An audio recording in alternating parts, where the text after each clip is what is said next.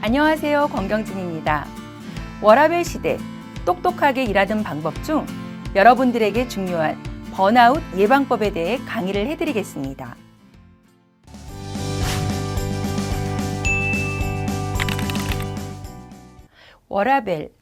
워라밸이라는 단어가 나온 지 이제는 꽤 오래되었죠. 워라밸이라는 단어의 뜻인 일과 삶의 균형에 맞춰서 살고 계신가요?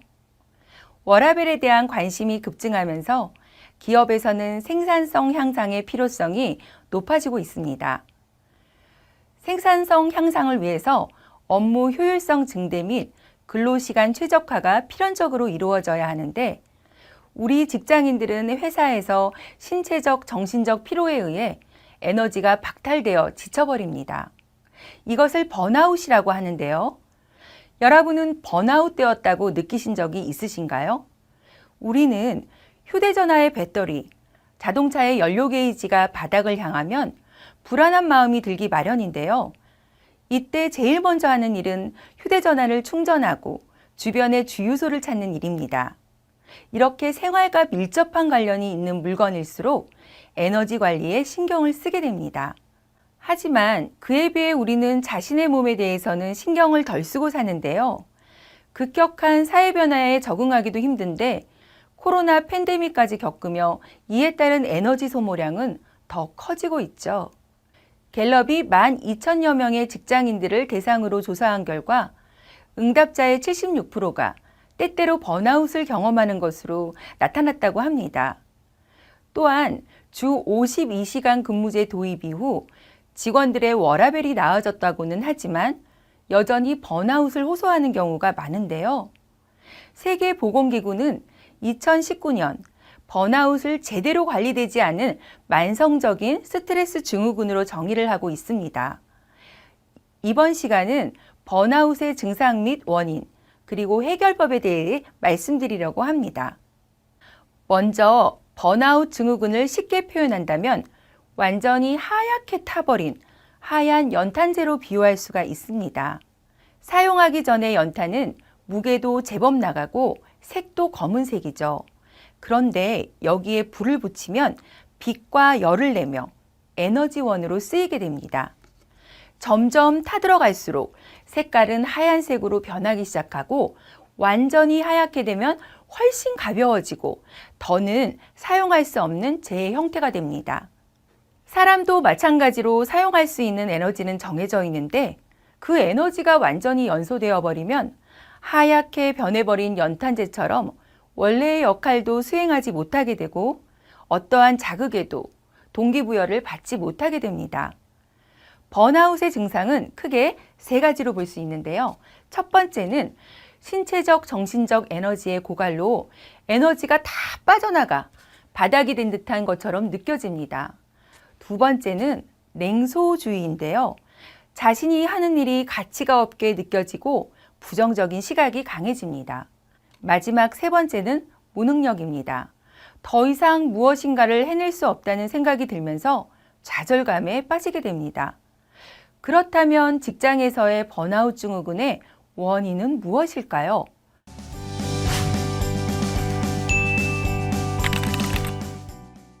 직장 내 번아웃의 문제는 자기 관리의 문제라고도 볼 수 있습니다. 자기 관리는 셀프 매니지먼트, 자기 통제, 자기 규제, 자기 조절이라는 개념과도 같이 사용되는데요. 오늘은 번아웃을 예방하기 위한 자기 관리에 대해 세 가지로 말씀드리려고 합니다. 첫 번째는 목적과 목표를 설정하는 것입니다. 두 번째는요, 시간 관리입니다. 세 번째는 감정과 관계 관리입니다. 그럼 첫 번째, 목표 관리에 대해 알아볼까요? 어느 날 아침 어떤 사람이 바쁘게 돌아가는 집 근처의 건설 현장을 지나가게 되었습니다. 무슨 건물을 짓고 있는지 궁금했던 그 사람은 그중 한 벽돌공에게 지금 무엇을 하고 있느냐고 물었는데요. 그러자 그 벽돌공은 퉁명스럽게 벽을 쌓고 있다고 대답했습니다. 어떤 건물이 될지 궁금했던 그 사람은 그 옆에 벽돌공에게 지금 무엇을 하고 있느냐고 똑같이 물었습니다. 그 벽돌공은 활짝 웃으며 자기는 멋진 병원을 짓고 있다고 이야기를 했습니다. 아직도 궁금증이 가시지 않은 그 사람은 그 옆에 또 다른 벽돌공에게 똑같은 질문을 해보기로 했는데요. 마지막으로 질문을 받은 벽돌공은 아주 자랑스러운 얼굴로 자기는 지금 사람을 살리는 일을 준비하고 있다고 말을 했습니다. 이 이야기를 들은 그 사람은 자신의 일이 단순히 인력업체에서 파견된 아주머니들과 함께 박스를 채우는 것이라고 생각을 했었는데 그 이야기를 듣고는 고정관념을 조금 바꿔 자신의 일이 생각보다 조금 더 의미가 있는 일이라고 생각해 보기로 했는데요. 지난 추석 명절에 회사에서 생산하는 건강기능식품을 큰아버지와 큰고모에게 드렸을 때 그분들 얼굴에 피어오르던 기대와 감사의 표정이 생각이 났습니다. 선물을 드릴 때 아버지가 곁들인 자식 자랑도 떠올랐고요. 자기가 만든 제품이 소비자들의 손에 전달되면 누군가 건강과 행복을 되찾을 거라는 기대감도 생겼습니다. 한 걸음 더 나아가 내가 하는 일에 자부심을 가져도 되지 않을까라는 생각이 들었습니다. 여러분은 어떠십니까? 혹시 여러분도 내가 하는 일에 의미가 없다고 생각하고 지루하게만 생각하지는 않았을까? 이 사례를 통해 한번 되돌아볼 수 있는데요. 이렇게 일의 의미와 목적을 가지고 일을 하게 되면 지루했던 일도 의미 있게 느껴지고 책임감과 주도적으로 일을 할 수 있습니다. 그리고 목적에 맞게 목표를 세운다면 방향성을 잘 잡은 것입니다. 목표는 시각화가 되어야 하는데요. 그만큼 구체적이고 명확하며 수치화될 수 있어야 합니다. 두리뭉실한 목표는 내가 그것을 잘 성취했는지조차 모를 때도 많기 때문이죠. 그리고 항상 인식하며 목표에 맞게 일을 하는 것도 중요합니다. 1979년 하버드 경영대학원 신입생을 대상으로 재미있는 실험이 있었습니다. 졸업 후 무엇을 할 것인가 라고 물어봤는데요. 3%는 뚜렷한 목표와 계획을 구체적으로 노트에 적어놨다고 했고 13%는 목표는 있지만 그것을 기록하지는 않았다고 답했습니다. 그리고 84%는 아직은 별다른 계획이 없다고 답했는데요. 10년이 지난 1989년 연구자들은 질문에 응답했던 사람들을 다시 인터뷰했습니다. 결과는 놀라웠습니다. 목표와 계획을 세웠던 13% 그룹은 목표가 없었던 84% 그룹보다 2배의 수입을 올리고 있었고요. 분명한 목표를 기록했던 3%의 그룹은 나머지 97% 그룹보다 무려 10배의 수입을 올리고 있었습니다. 실험이 보여주는 것처럼 구체적인 목표는 구체적인 결과를 만듭니다. 조직에서 리더는 팔로워들이 구체적인 목표를 가질 수 있도록 독려해야 합니다. 이때 업무 목표는 장기적인 목표와 단기적인 목표를 함께 세우는 것이 구체적이며 실행하기도 좋습니다. 장기적인 관점에서의 목표 수립은 간단하게 할 수 있는 단기 과제에 매몰되어 중요한 일을 놓치는 실수를 하지 않고 현 시점에서 우선적으로 수행해야 할 본질적 업무에 관해 정확히 파악할 수 있게 해줍니다. 두 번째는 시간 관리입니다.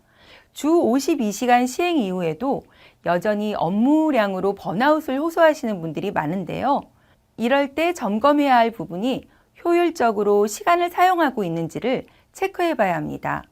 먼저 해당 목표를 달성하기 위해 수행해야 하는 세부 업무들에 대한 우선순위를 정해야 합니다.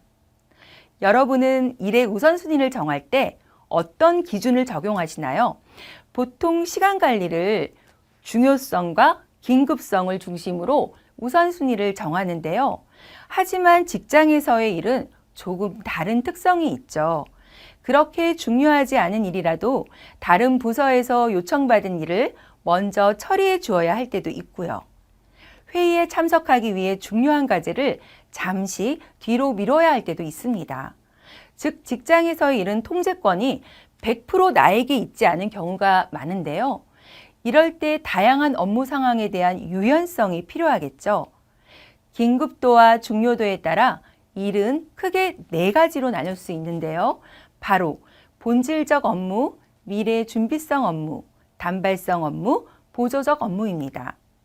첫 번째, 본질적 업무는 개인이 담당하는 본업과 주요 과제를 말하는데요. 당연히 일의 가치가 높고 대부분 과업 단위로 이루어지기 때문에 시간 제한, 즉 납기를 요구받습니다. 즉 중요하면서도 긴급한 일이라고 할 수 있습니다. 직원들은 직장에서의 시간 중 가장 많은 부분을 여기에 할애해야 합니다. 본질적 업무를 위한 시간관리 키워드는 바로 몰입입니다. 직원들은 최대한 업무에 몰입해서 시간당 생산성을 높이고 성과를 창출해야 합니다. 몰입을 위해서는 덩어리 시간의 확보가 필요합니다. 먼저 덩어리 시간에 어떤 업무를 할지 결정해야 합니다. 팁을 드리자면요.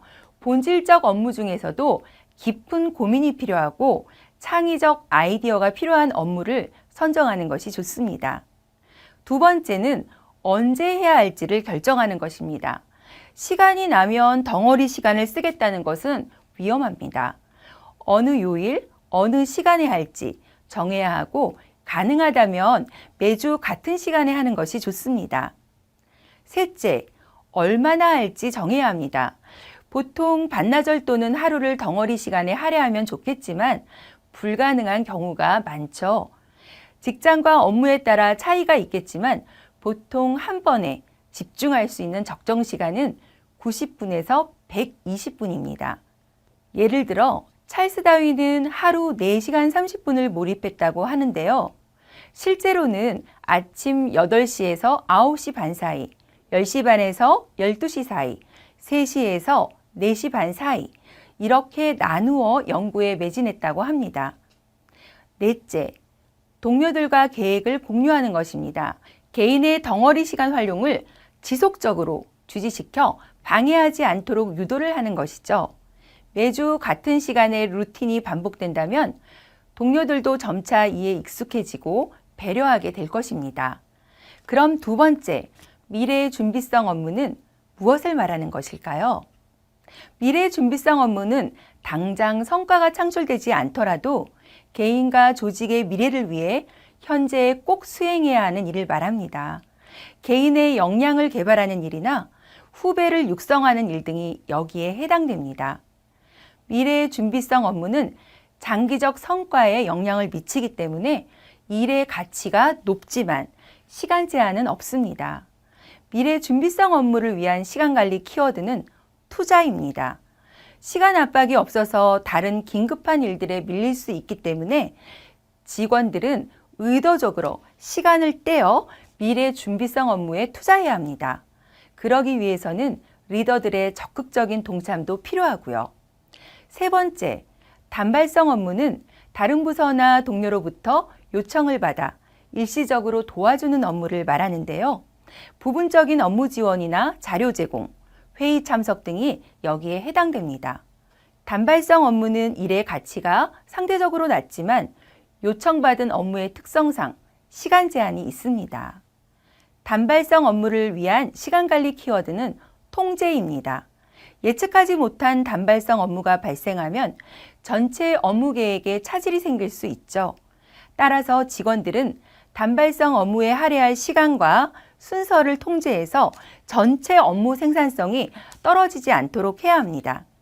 그리고 이타적인 구성원들은 묵묵히 본업을 수행하면서 단발성 업무까지 맡아서 번아웃이 올 수도 있는데요. 이런 상황을 막기 위해서 단발성 업무를 조정할 때는 두 가지를 생각하셔야 됩니다. 먼저 업무가 얼마나 긴급한지, 누가 수행하는 것이 가장 효율적인지를 리더가 아닌 직원들이 직접 체크할 수 있도록 해야 합니다.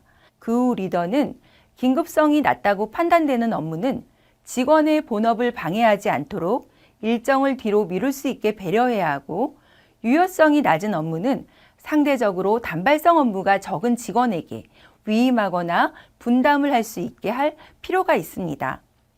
유효성이 모두 높은 단발성 업무는 투입 시간과 빈도에 따라 본업으로 인정을 해주거나 유무형의 보상을 해주는 것이 합리적입니다.